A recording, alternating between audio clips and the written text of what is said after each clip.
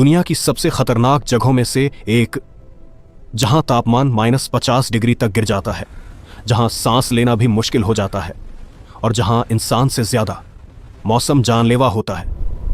यही है सियाचिन ग्लेशियर। लेकिन सवाल यह है, इतनी खतरनाक जगह पर आखिर भारत और पाकिस्तान क्यों लड़ रहे थे और कैसे? भारत ने एक ऐसा ऑपरेशन चलाया जिसने इस पूरे क्षेत्र का नक्शा बदल दिया। यह कहानी है ऑपरेशन मेघदूत की। सियाचिन दुनिया का सबसे ऊंचा युद्ध क्षेत्र। यह ग्लेशियर कराकोरम पर्वत श्रृंखला में स्थित है और इसकी ऊंचाई लगभग 20,000 फीट तक जाती है। लेकिन 1947 के बाद जब भारत और पाकिस्तान के बीच नियंत्रण रेखा तय की गई तो एक जगह पर आकर यह लाइन अधूरी रह गई, NJ 9842।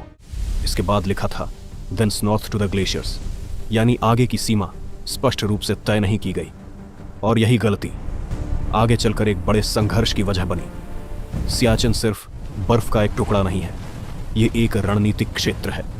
अगर कोई देश इस पर कब्जा कर ले तो वह पूरे कराकोरम क्षेत्र को कंट्रोल कर सकता है और खासकर भारत, पाकिस्तान और चीन के बीच के इलाकों पर नजर रख सकता है। 1970 के दशक में पाकिस्तान ने इस क्षेत्र पर अपना दावा मजबूत करना शुरू किया। विदेशी पर्वतारोहियों को परमिट देना और दुनिया को यह दिखाना कि सियाचिन उनका हिस्सा है। भारत के लिए यह एक चेतावनी थी, लेकिन असली खतरा अभी बाकी था। 1980 के दशक की शुरुआत में भारत को एक खुफिया जानकारी मिली कि पाकिस्तान सियाचिन पर कब्जा करने की तैयारी कर रहा है। उन्होंने ठंड में इस्तेमाल होने वाले कपड़े और उपकरण बड़ी मात्रा में ऑर्डर किए थे। इसका मतलब साफ था, पाकिस्तान जल्द ही इस ग्लेशियर पर कब्जा करने वाला था।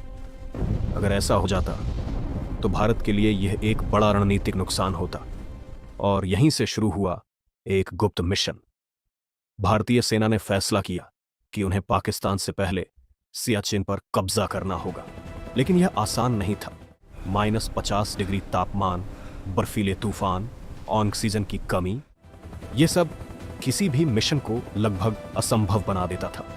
लेकिन फिर भी भारतीय सेना ने एक ऐसा प्लान बनाया जो इतिहास में हमेशा के लिए दर्ज हो गया।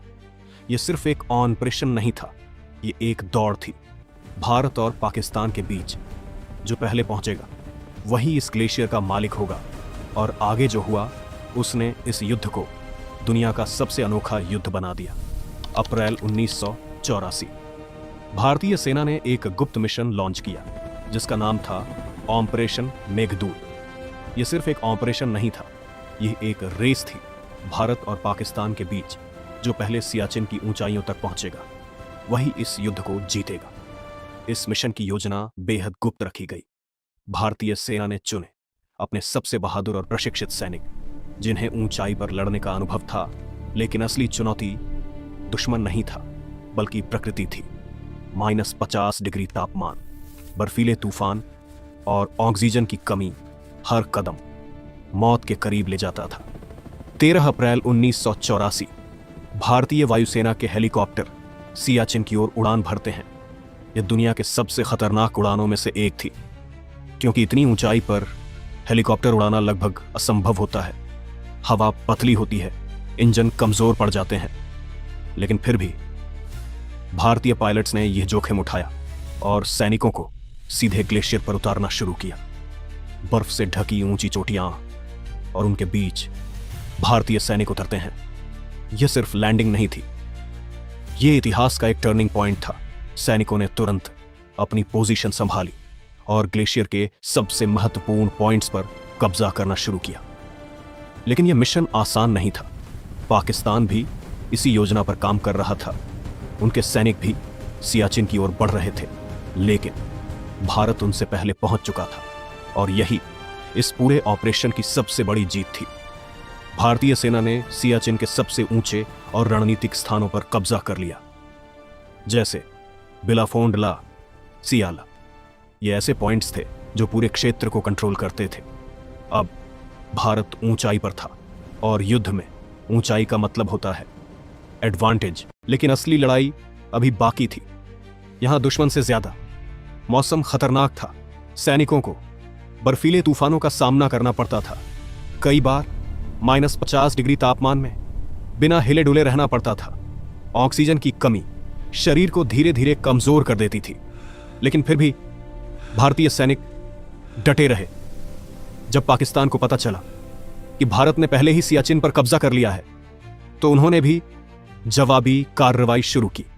और यहीं से शुरू हुआ दुनिया का सबसे ऊंचा युद्ध, जहां गोलियों से ज्यादा मौसम लोगों की जान ले रहा था। अब सियाचिन एक युद्ध भूमि बन चुका था, जहां हर दिन जीवन और मृत्यु के बीच संघर्ष चलता था। लेकिन सवाल यह है, क्या भारत इस क्षेत्र को हमेशा के लिए अपने पास रख पाया? और इस युद्ध का अंत कैसे हुआ? सियाचिन अब सिर्फ एक ग्लेशियर नहीं था, यह बन चुका था दुनिया का सबसे ऊंचा युद्ध क्षेत्र। भारत और पाकिस्तान आमने सामने थे, लेकिन यहां गोलियों से ज्यादा मौसम जानलेवा था। सियाचिन में असली दुश्मन इंसान नहीं था, बल्कि प्रकृति थी। -50 डिग्री तापमान, बर्फीले तूफान और ऑक्सीजन की भारी कमी। कई सैनिक बिना युद्ध लड़े ही इन परिस्थितियों के कारण शहीद हो गए। यह एक ऐसा युद्ध था जहां हर सांस एक चुनौती थी।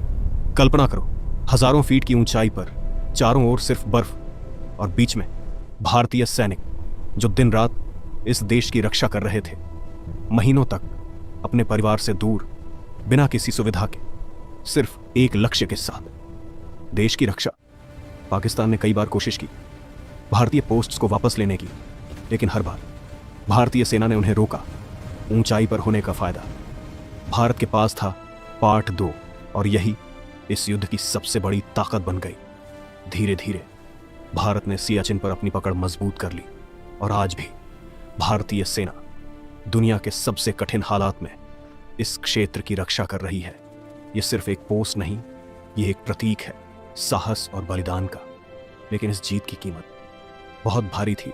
सैकड़ों सैनिक इस मिशन में शहीद हुए, कुछ दुश्मन की गोलियों से और कुछ इस निर्दयी मौसम के कारण।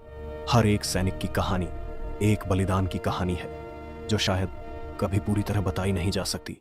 ऑपरेशन मेघदूत सिर्फ एक सैन्य अभियान नहीं था, यह एक संदेश था कि भारत अपनी सीमाओं की रक्षा के लिए किसी भी हद तक जा सकता है, चाहे हालात कितने भी कठिन क्यों न हो। आज सियाचिन ग्लेशियर भारत के नियंत्रण में है, लेकिन वहां की हर बर्फ की परत उन सैनिकों की गवाही देती है जिन्होंने इस देश के लिए सब कुछ त्याग दिया। और शायद यही कारण है कि सियाचिन को दुनिया का सबसे ऊंचा युद्ध क्षेत्र नहीं, बल्कि बलिदान की भूमि कहा जाता है। कुछ जंगें जमीन के लिए लड़ी जाती हैं, लेकिन कुछ जंगें सम्मान के लिए।